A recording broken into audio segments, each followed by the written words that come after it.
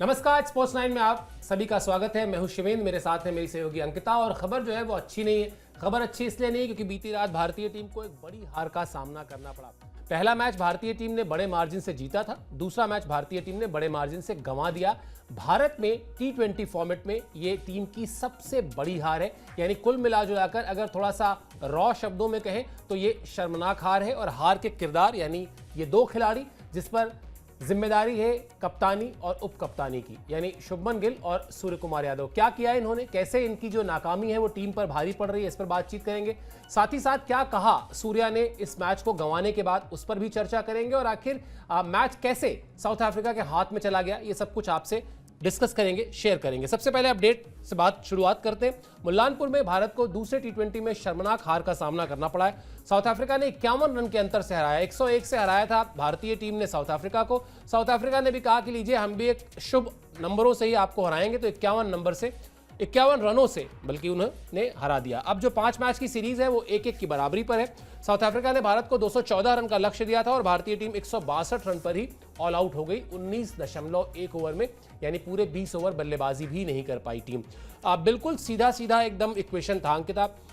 अगर आप को बाद में गेंदबाजी करनी है और अगर ओस का डर है तो वो जिम्मेदारी बल्लेबाजों को लेनी होती है। बल्लेबाजों को वो अगर लिमिटेड ओवर का मैच है, यानी अगर वनडे आप खेल रहे हैं या T20 खेल रहे हैं, तो वो बल्लेबाज जो है वो उस फॉर्मेट के हिसाब से कुछ रन एक्स्ट्रा बनाते हैं।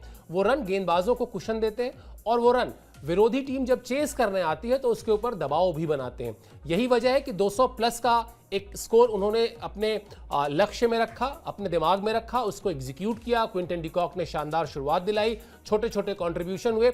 यानी एक मैच को जीतने के लिए, पहला मैच गंवाने के बाद सीरीज में वापसी करने के लिए जिस तरह के खेल की जरूरत होती है, जिस तरह की रणनीति की जरूरत होती है, वो सब कुछ देखने को मिला।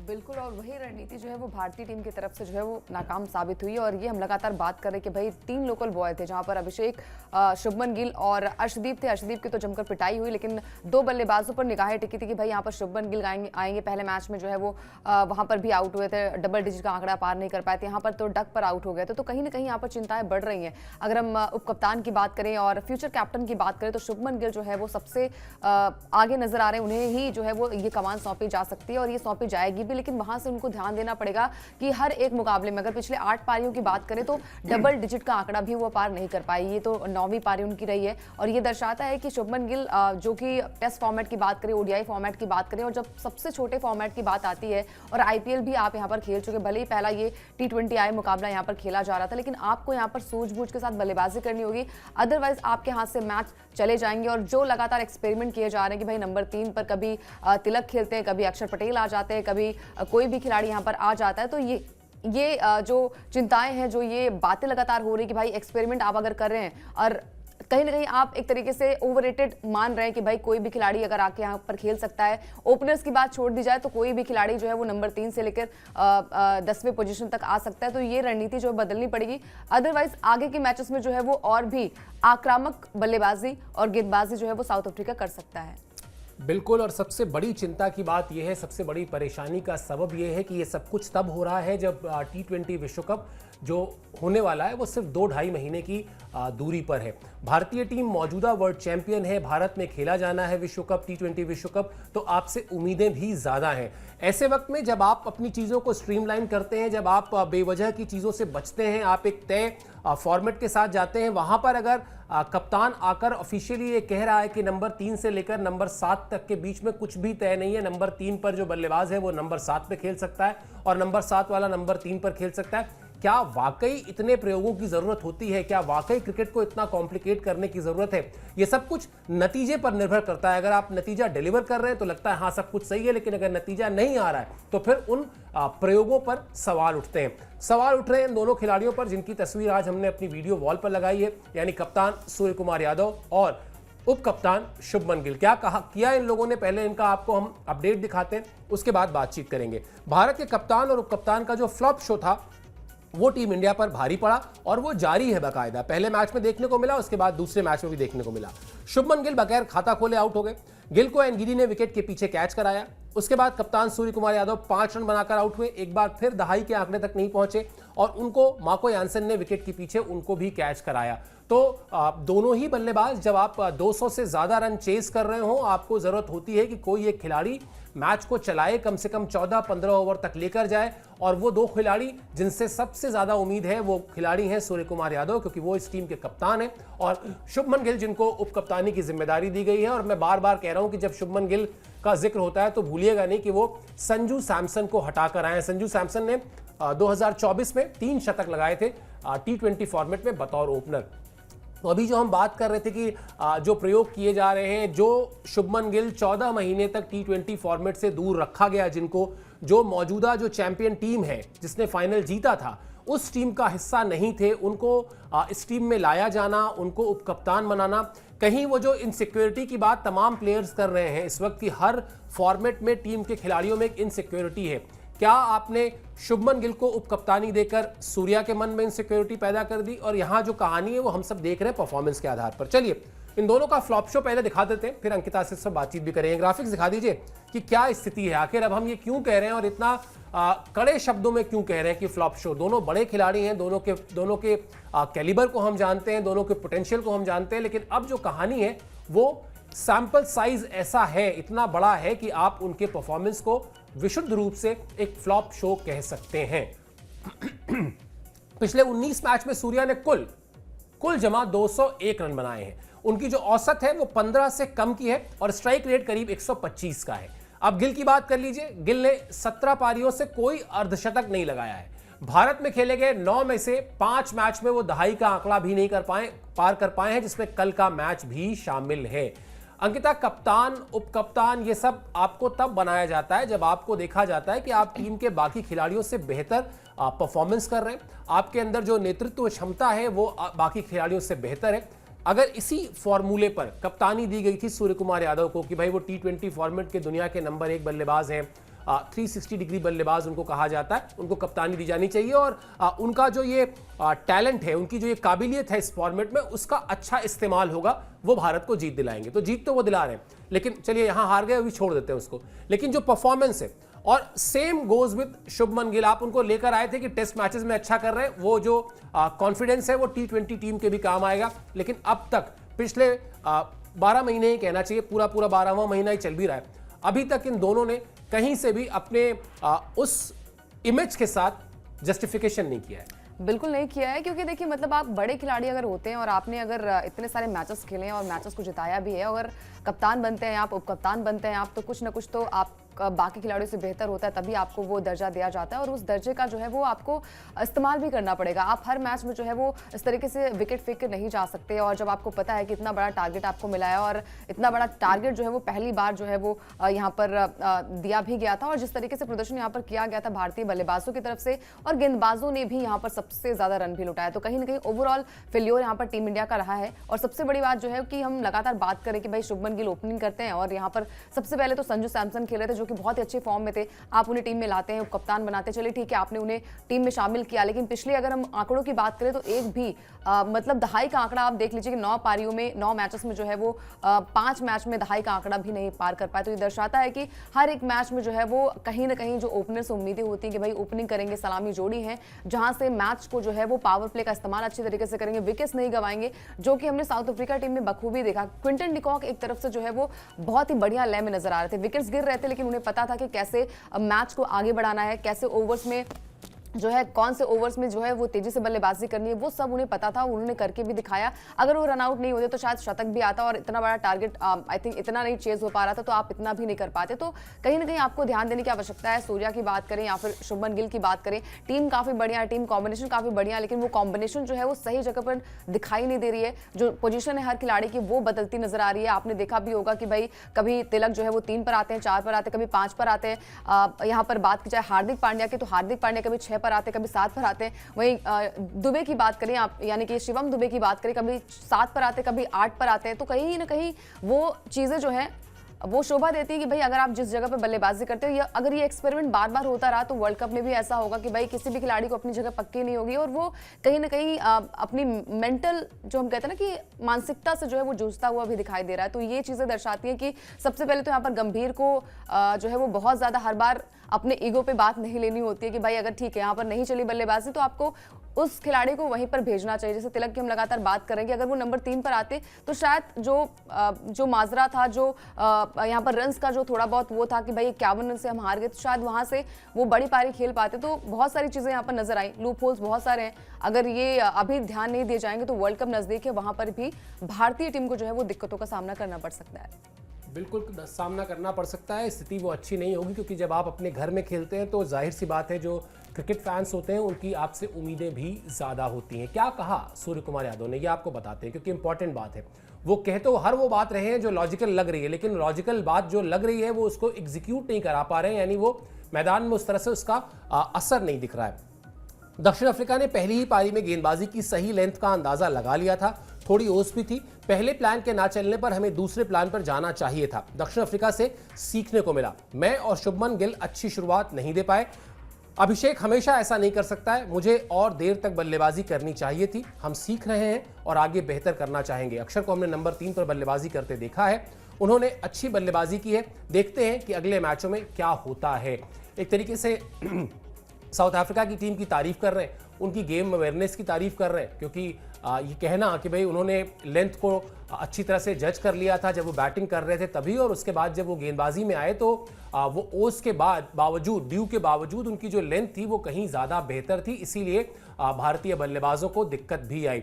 ओवरऑल अगर वैसे देखें अंकिता, थोड़ी देर के लिए अगर साउथ अफ्रीका को आप क्रेडिट दें, टेस्ट सीरीज से अगर आप आ जाएं, पहला टेस्ट मैच जिस तरह की पिच पे खेला गया जहां पर बड़ा ही मुश्किल था बल्लेबाजों के लिए पैर टिकाना, वहां भी उन्होंने आपसे बेहतर परफॉर्मेंस की, 30 रन से मैच जीता।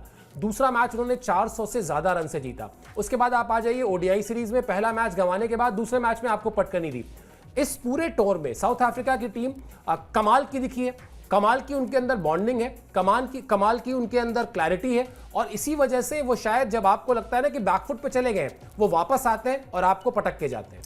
बिल्कुल, और देखिए उनके हर एक खिलाड़ी में, चाहे वो निचले क्रम की बल्लेबाजी हो, चाहे वहां पर कोई भी खिलाड़ी हो, उनपे वो दमखम नजर आता है कि भाई ये आएंगे तो कुछ रन बनाकर जाएंगे। लेकिन भारतीय टीम में बड़े नाम है, लेकिन वो नाम जो है वो खरे नहीं उतरते। और जो सूर्या ने कहा कि प्लान बी, आपके पास प्लान ए नहीं है तो प्लान बी आप क्या बनाएंगे, क्योंकि किसी भी खिलाड़ी को जो है वो अपनी जगह पक्की नहीं है कि भाई कौन सा खिलाड़ी कब आ जाएगा। और अक्षर पटेल नंबर 3 पर आते, हर कोई शॉकिंग था कि भाई यहाँ पर सूर्या आ सकते थे, यहाँ पर तिलक आ सकते थे, इवन शिवम दुबे को आप यहाँ पर भेज सकते थे, लेकिन अक्षर पटेल को भेजना जो कि लोअर ऑर्डर पर बल्लेबाजी वो करते हैं। तो ये एक्सपेरिमेंट लगातार अगर आप करेंगे, और वो दबाव जो है वो फील हो रहा था अक्षर पटेल को भी, क्योंकि वो वहां पर उनकी जगह नहीं है, वहां पर जो है वो खुलकर बल्लेबाजी नहीं कर पाते, और वो टेंशन होती है कि भाई विकेट्स आपके जो है वो 3-2 गिर चुके हैं, तो वहां से आपको मैच कैसे बनाना है। 21 पर 21 रन बॉल खेल रहे थे और वो दबाव जो है वो बिल्कुल फील हो रहा था। वहां से मैच में आगे बनाने के लिए आपको तिलक को भेजना चाहिए था, फिर सूर्या को खुद आना चाहिए था। सूर्या आई थिंक बैकफुट पर क्यों जा रहे हैं समझ नहीं आ रहा। चलिए ठीक है, सीरीज अगर आप जीत भी जाते हैं तो वर्ल्ड कप नजदीक है, वहां पर भी आपको हर एक मैच में जो है वो बल्लेबाजी आपको करनी पड़ेगी। और ये जगह जो है वो, चलिए ठीक है, आपने सेक्रीफाइस किया कि भैया नंबर 3 पर तिलक को जगह चाहिए थी, तिलक वर्मा को आपने दिया वहां पर, लेकिन आपको अपनी जगह जो है वो पक्की करनी पड़ेगी। नंबर 4 अगर आप खेल रहे हैं तो नंबर 4 पर ही आप खेलिए, कभी 3 पर आ जाते हैं, कभी 4 पर आ जाते हैं। सिर्फ सूर्या ही नहीं, बाकी बैट्समैन का भी यही हाल है। तो कहीं ना कहीं गंभीर को जो रणनीति, अभी हाल फिलहाल में एक इंटरव्यू भी दिया था कि भाई ओपनर्स का जगह जो है वो कहीं ना कहीं फिक्स है, ओपनर्स की जगह फिक्स है, लेकिन जो बाकी की प्लेयर्स हैं वहां पर जगह फिक्स नहीं है। कोई भी खिलाड़ी आकर जो है वहां पर खेल सकता है, वो छूट हमने दी है। तो भैया आपने अगर छूट दी है तो कहीं ना कहीं खिलाड़ी जो है वो प्रेशर में दिखाई दे रहे हैं, और ये दर्शाता है कि आपकी रणनीति जो है वो बहुत ही खराब है। आपकी जो सेल्फ कॉन्फिडेंस हम कह लीजिए वो खिलाड़ियों में दिखाई नहीं दे रहा है, और इतने अजीब तरीके से मैच को गंवाना, आई थिंक ओवरऑल प्रदर्शन काफी खराब भारतीय टीम का रहा। बिल्कुल, वो चूंकि अगर आप एक आध बदलाव करें तो फिर भी समझ में आता है। आप इतना ज़्यादा अनसेटल कर दें बैटिंग ऑर्डर की, नंबर 3 से लेकर नंबर 7 तक में किसी को कुछ पता ही ना हो, और वो मैच सिचुएशन जो आप कहते हैं सो कॉल्ड, एक बड़ा सिंपल सा गेम है।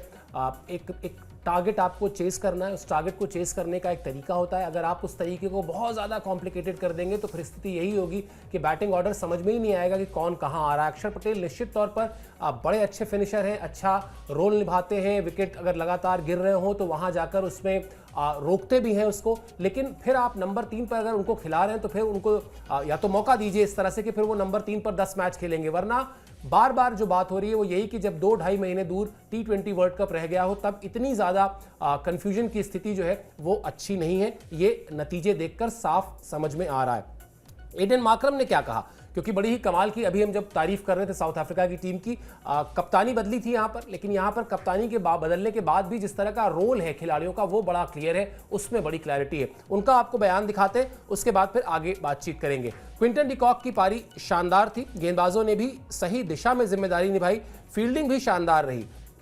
इस मैदान के पिच में गेंदबाजों के लिए मदद की, बल्लेबाज भी नजर जमाने के बाद अच्छे शॉट्स खेल सकते थे। एक खिलाड़ी के तौर पर आप कुछ मैचों में लगातार मौका चाहते हैं, हमारी कोशिश है कि वर्ल्ड कप तक सबसे बेहतरीन टीम का चयन कर सकें।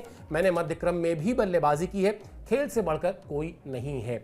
यानी वही बात है अंकिता, जो हम मुझे याद है टेम्बा बवूमा ने जब टेस्ट सीरीज में भारत को हराया था 2-0 से, उसके बाद एक बड़ी अच्छी बात कही थी। उन्होंने कहा था कि हम बहुत बेसिक चीज़ पर काम कर रहे हैं, 3 चीज़ों पर ध्यान देते हैं। पहला तैयारी, दूसरा हर खिलाड़ी कंट्रीब्यूट करना चाहता है, और तीसरा हर खिलाड़ी को अपना रोल पता है। मेरे ख्याल से बहुत बेसिक सी चीज़ है ये, और वही चीज़ शायद भारतीय टीम में मिसिंग है। आप अगर मार्करम को भी सुनिए, वो तो बड़ी साफ तौर पे कह रहे हैं कि भाई हम कोशिश यही कर रहे हैं कि 2026 वर्ल्ड कप तक अपना जो बेस्ट प्लेइंग 11 है वो हम सॉर्ट आउट कर लें, वो हम निकाल लें। यहां तो बेस्ट प्लेइंग 11 छोड़ दीजिए, यहां तो बैटिंग ऑर्डर ही नहीं तय हो पा रहा है कि नंबर 3 पे कौन खेलेगा, 4 पर कौन खेलेगा, 5 पर कौन खेलेगा, जैसा अभी हम लगातार बात कर भी रहे थे। हार जो है, भले ही आप कहें कि 5 मैचेस की सीरीज में हमने 3-2 से जीत लिया, या मान लेते हैं चलिए 4-1 से जीत लिया, लेकिन हार आपके कॉन्फिडेंस को हिलाती है। और इस तरह के जब आप मैचेस हारते हैं, भारत में सबसे बड़ी हार के नाम पर दर्ज हो गया ना ये मैच आपके लिए, ये खिलाड़ियों का और खासतौर पे यंगस्टर्स को मतलब कहीं ना कहीं एक झकझोरने वाली हार है। उनको अच्छा नहीं लगता कि भाई आप बैटिंग ऑर्डर इस तरह से बदल रहे हैं बार बार, जूनियर प्लेयर्स हैं, बहुत ज्यादा कुछ कह भी नहीं सकते। कुल मिला जुलाकर हार जो है वो आपके आत्मविश्वास को हिलाती है। बिल्कुल। और देखिए मतलब यहाँ पर अगर आपको ये लगता है कि भाई अगर आपके 4-5 विकेट गिर गए, हार्दिक पांड्या आएंगे और मैच को जिताकर चले आएंगे, वो कभी कभार हो सकता है कि वहाँ से मैच को बनाकर वो जाएं, और करते भी हैं, ऐसा नहीं कि नहीं करते हैं। लेकिन हर एक मैच में जो है वो आप सिर्फ एक खिलाड़ी पर डिपेंडेंट नहीं रहेंगे, आपको अपनी जगह पता होनी चाहिए। और ये आई थिंक गौतम गंभीर को जो है वो सही तरीके से एक तरीके से बैठ कर बातचीत करनी चाहिए। और अगर आप लगातार बदलाव करेंगे, मतलब हमने तीनों फॉर्मेट को देख लिया, वहाँ पर भी इतने सारे बदलाव देखने को मिले, और ये लग रहा था कि भाई T20 में जहाँ पर भारतीय टीम बहुत ही बेस्ट है, और इस तरीके से भले आप सीरीज जीत जाएंगे, लेकिन कहीं ना कहीं वो प्लेयर्स में वो कॉन्फिडेंस दिखाई नहीं दे रहा। जो खुलकर बल्लेबाजी अभिषेक शर्मा कुछ दिन पहले किया करते थे, वो खुलकर बल्लेबाजी नहीं करके दिखा पा रहे हैं, और वो कहीं ना कहीं तालमेल में जो है वो गड़बड़ी नजर आ रही है। जो तालमेल जो है वो कहीं ना कहीं संजू के साथ थी, वो तालमेल अभी शुभमन के साथ नजर नहीं आ रही है। अगर यही चीजें जो है वो आगे भी ऐसे कंटिन्यू रही तो भारतीय टीम के लिए जो है वो मुश्किलें और भी बढ़ जाएंगी। सूर्य कुमार यादव मतलब एक अरसा हो गया उनके बल्ले से एक अच्छी बल्लेबाजी करते हुए देखना। आई थिंक शॉट्स लगाने में जिस तरीके से वो पहले माहिर थे, वो कहीं ना कहीं उनका भी बल्ला जो है वो खामोश नजर आ रहा है, वो भी कहीं ना कहीं अंडर कॉन्फिडेंट दिखाई दे रहे हैं। और वो आई थिंक कप्तानी का प्रेशर है या फिर कुछ और बात हो सकती है। सारे प्लेयर्स जो है वो कहीं ना कहीं एक जो पहले टीम इंडिया नजर आ रही थी वो टीम इंडिया दिखाई नहीं दे रही, और हमें भी नहीं पता होता कि भाई कब कौन बल्लेबाजी करने आ जाएगा। ये लगता है कि भाई नंबर 3 पर जो है वो जगह यहाँ पर तिलक की है या फिर सूर्य कुमार यादव की। अभी उसमें भी कंफ्यूजन चल रहा था कि अक्षर पटेल की भी वहां पर एक तरीके से वहां पर भी एक तरीके से शामिल हो गए। तो ये दर्शाता है कि हर एक मैच में हर एक खिलाड़ी को ये पता होता है, और ये चीजें जो है वो कहीं ना कहीं अगर हर मैच में होंगी तो दिक्कतें बढ़ जाएंगी। उनके साथ भी जो है वो नाइंसाफी होगी कि भाई अगर कोई खिलाड़ी किसी भी जगह पर अच्छा फील कर रहा है कि भाई मैं नंबर 4 पर या नंबर 3 पर अच्छा फील कर रहा हूं, और अक्षर पटेल को हमें पता है कि भाई वो लोअर ऑर्डर के बल्लेबाज है, वहां पर मतलब डेथ ओवर्स में अच्छी बल्लेबाजी भी कर लेते, लेकिन वहां से अगर आप नंबर 3 पर खिलाएंगे, कहीं ना कहीं खिलाड़ियों में वो घबराहट भी होती है कि क्या नंबर 3 के साथ वो जस्टिफाई कर पाएंगे। बहुत सारी चीजें ध्यान देने की आवश्यकता है। और अगले मैच में लगातार जो सूर्या भी कह रहे हैं कि भाई अगले मैच में हम अच्छा करने की कोशिश करेंगे। हम भी चाहते हैं कि भाई भारतीय टीम अच्छा करे, और अच्छा करती अभी तक आ रही है, लेकिन वो मतलब कहीं ना कहीं भारतीय टीम बहुत ही ज़्यादा एक तरीके से आत्मविश्वास की बहुत कमी है, स्थिरता नहीं है। आई थिंक इन सब चीज़ों पे ध्यान दिया जाएगा तो शायद अगले मैच में वापसी करे, और हर एक डिपार्टमेंट में जो है वो अच्छा करने की कोशिश टीम इंडिया करेगी। बिल्कुल, चलिए अगले मैच का भाई जो जिक्र है वो कर लेते हैं। अगले मैच की भी जानकारी दे देते हैं अपने सब्सक्राइबर्स को। अगला मैच 14 तारीख को है, धर्मशाला में है, पास में ही है, मतलब बहुत दूरी नहीं है इस बार कम से कम। लेकिन टीम आज ट्रैवल करेगी, यानी आज कोई प्रैक्टिस नहीं होगी। प्रैक्टिस जो है वो अब आपको शनिवार को जो है वो भारतीय टीम करेगी प्रैक्टिस। धर्मशाला में खेला जाएगा तीसरा T20 मुकाबला, और फिर स्थिति जो है बड़ी दिलचस्प हो जाएगी, क्योंकि जो भी टीम इस मुकाबले को जीतेगी वो फिर इस सीरीज को जीतने की तरफ कदम बढ़ाएगी। और साउथ अफ्रीका अगर ऐसा करते दिखाई दे तो चौंकिएगा मत, क्योंकि इस पूरे टूर में साउथ अफ्रीका की टीम ने जिस तरह की परफॉर्मेंस की है, जिस तरह का उनकी एकजुटता देखने को मिली है, जिस तरह का रोल क्लैरिटी उनकी टीम में देखने को मिली है, कमाल का परफॉर्मेंस है। वरना 101 रन से एक मुकाबला हारने के बाद इस तरह का कमबैक, और इस तरह का कमबैक उतनी क्लैरिटी के साथ, जहां पर आप टॉस भी हार गए थे, यानी कहा जाए तो सब कुछ भारतीय टीम के फेवर में था, लेकिन वहां जिस तरीके से साउथ अफ्रीका ने कमबैक किया है, बड़ा दिलचस्प हो गया है। कुल मिला के 5 मैच की सीरीज का ये मामला रहेगी हमारी नजर इस मैच पर भी। और अभी तो भारतीय टीम, जैसा मैंने बताया, कि ट्रैवल करेगी, धर्मशाला पहुंचेगी। ज़्यादा दूरी नहीं है, लेकिन पहुंचने के बाद फिर ट्रैवल डे के दिन प्रैक्टिस होती नहीं है, तो अब प्रैक्टिस जो है वो शनिवार को होगी। इस मैच से जुड़े जितने भी अपडेट होंगे वो आपको लेकर आएंगे हम। साथ ही साथ खेल की दुनिया की और भी जो हलचल है उस पर भी हमारी नज़र रहती है, उससे भी आपको अपडेटेड रखेंगे। आपको सिर्फ स्पोर्ट्स 9 को सब्सक्राइब करना है। फिलहाल आप इस शो के लिए आपने समय निकाला, आप हमसे जुड़े। अंकिता की तरफ से, मेरी तरफ से बहुत बहुत शुक्रिया, बहुत बहुत आभार।